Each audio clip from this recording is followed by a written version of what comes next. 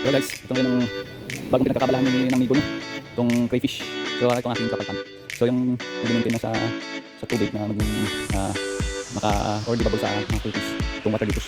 Yung nilagay ko guys, para hindi na kailangan ng oxygen o aerator na kumukonsumo ka ng kuryente. So ito guys, sinubukan ko lang kung pwede nga sila mabuhay na walang aerator. So yun guys, yung araw na ito, lilinisin ko itong kapalpan. At titingnan ko kung hindi pa lahat. No? Pero ano yan, 30 na pwede isang nilagay dyan. Kaya iba-ibang buwan din sila na nasalaman. So guys, let's start cleaning. So ang tubig na ito guys, ipunin ko ang dinig ko sa mga halaman. Okay, nakintang gawin guys, tanggalin ko mga tawag dito. Tawag dito, transfer ko mula dun sa kabilang kapalpan. So may kapalpan pa akong nilagay guys. And guys, may dalawa pang kapalpan din nilagay. Bali ano yun, 1 foot ang taas, 2 feet ang lapan, at 4 feet ang haba. Ito guys ay 4 feet ang haba, 6 feet ang haba, 4 feet ang lapan, at 1 foot ang taas. So transfer muna natin mga water litos.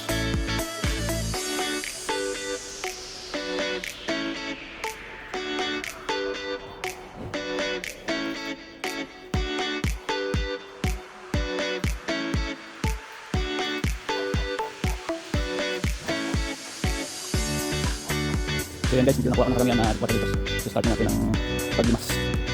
Maglalagay muna tapos ng tubig sa pananggal na nalagay mamaya sa mga tubig na kukuha natin.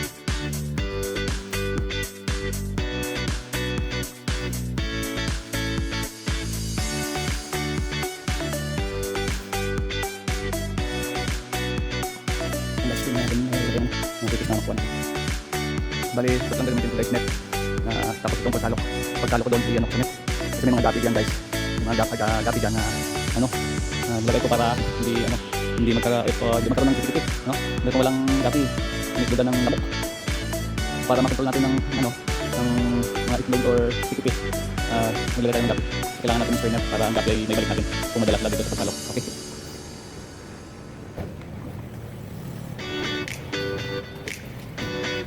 Tapos pagsalok guys, hindi natin dito sa laman. Yan guys, may sumama pero hindi gapi.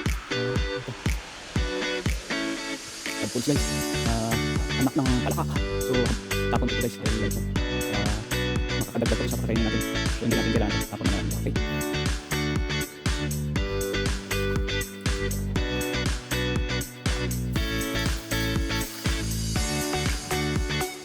Okay, yan guys, medyo nalaki na tayo. So medyo, kasi ang height ng tubig na ito guys, maglalinin naman ito mga 4 inch. Mga 4 inch dito. Hindi ko naman tinulang ang height ng pan na 1 foot. Hindi naman kailangan ng tubig na ganun kalalim. May tubig na ngayon okay na sa at may nakitaguan. So yan guys, ang mga heights na ginawa ko. Yan guys, kita na magkakang rin. So meron tayong 1 inch na blue pipe guys, mga 1 inch. 1 inch dito. Tapos itong orange, 2 inch yan by 8 na 6 inches. Yung blue pipe na isa 4 inch. Yan ginawa kong height guys. So nililipat ko guys ang ibang tubig dun sa kabilang pan. Kasi mahirap dagdagan naman ang tubig. Dahil ang puson doon sa likod at wala kaming pump manual. So mahirap mag-lib. Okay? So tuloy natin guys ang pag-salin ng tubig doon sa kabilang pan. So yun guys, kung mapapansin nyo, naliliit ang mga blue na PVC pipe doon. Mga maliliit na PVC pipe na 2 inches naman ang haba. Tapos kung mapapansin nyo, may nilagay din ang mga bato. Yung mga bato na yan, kung nagtago na maliit lang, pwede rin sila magtago dyan. So nagano siya, nagsisiklitan sila dyan sa ilalim ng bato. Sa gap ng mga bato, dyan sila nagsisiklik ng mga maliliit sila. Dyan sila nagtatago sa ilalim. So yun, parang nakaprograma na guys na mula sa maliit, pwede sila dyan sa ilalim ng bato. Tapos kung yung mga malaki sila na hindi nakakasya doon sa sa ilalim ng mga bato, pwede sila doon sa 1 inch na PVC pipe. Kapag lumaki sila ulit, 1 inch, 1/2 inch na PVC pipe. Meron din akong nalog ng mga tripod natin ng ilang 3/4 inch na pipe. Tapos yung karamihan mga 1 inch. Tapos may 2 inches. Pag lumaki pa sila. So tapos kung lumaki pa rin, pag lumaki pa ulit, meron ako guys na idadagdag na PVC pipe na 3 inch. Ito guys, meron akong 3 inch by 8 inch, 7 to 8 inch, 8 inches naman na 3 inch na PVC pipe. Pag lumaki ulit or pag lumaki pa sila or lalaki pa sila, dito na sila, pwede sila dito. Pag lumaki sa kasya sa 3 inch. Okay? So pala guys, may nilagay din akong overflow drain. So nalawan ko sa mga tutorial saan. Kung pwede kong nilagay nilang overflow drain, kung ayaw mong butasan naman, kung hindi na yung kapatan. So guys, pwede ko sa loob ko. Kung mabot pa sa level ng tubig, ang tubig sa loob, lalabas dito sa mas lower part. So kung mapansin mo taas kumabalat. So pag dito naman din ang tubig, ito naman ng flow. Kung mapansin guys, may akong nilagay para magkakil dito atas. Pwede siguro maging baydas. Ay! Medyo hindi pa ako sanay mag-hawk guys. Pag pinitik, binitawang ko na, baka ako sanay mag-hawk. Yan guys, isa ng mga fish. Ito pa.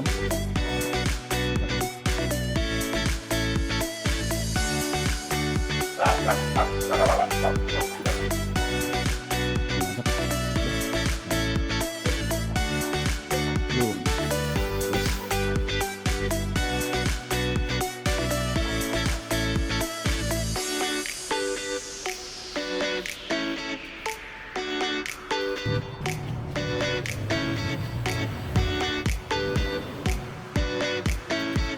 Dito ko nang lagay guys, dito kasi doon. Yun guys, 21 na lang natira. Trying task lang dapat dyan, siyamang nawala. Siguro nakalabas yun ng ulan, nag-overflow ang tangke, ang pan. Wala pa sunod ng overflow drain. Maaaring nakalabas yung siyam na piraso. Parang wala naman siya makikitang namatay dyan. So malamang siya naman nakalabas siya. Yun siguro ang hinabot ng aso pag hinabot yun. Bakit magkakang baka nakain nila. So tapos yung isa guys, nanak ng isa. Hindi ko napansin na yun. Meron siyang mga anak. Tapos kinuha ko nilaglag. Tubuhan naman yung buhay niya. Siguro yung magkakang yun. Secret ko na lang guys. Yung pinakapalan. Yung pinakapaka ng natira pang magkakang.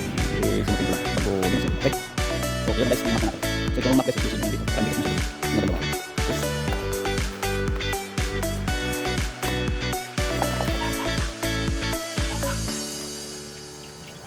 So yan guys. Okay na yan guys. Lipat ng or ibalik ng mga fish.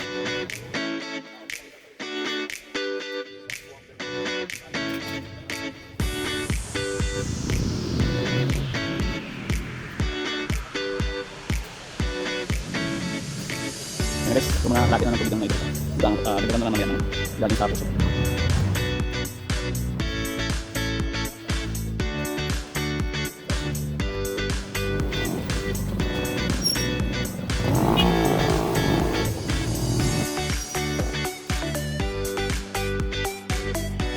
guys, nabalik na yung gabi. So, dagdagan na lang ng tubig galing sa puso. So yan guys, nakabalik na yung nako, yung mga PVC pipes. Yan guys, pati ang mga water litos. Magandang water litos guys. Dahil kung saan nakikita nila ang tubig, maintain kami ng malamig na temperature. Basta mainit ang tubig kung may ganyan guys. Nakakapit sa tubig, mga water litos. Malamig ang tubig. Okay guys, that's all. Thank you for watching and don't forget to like, share, and subscribe. See you!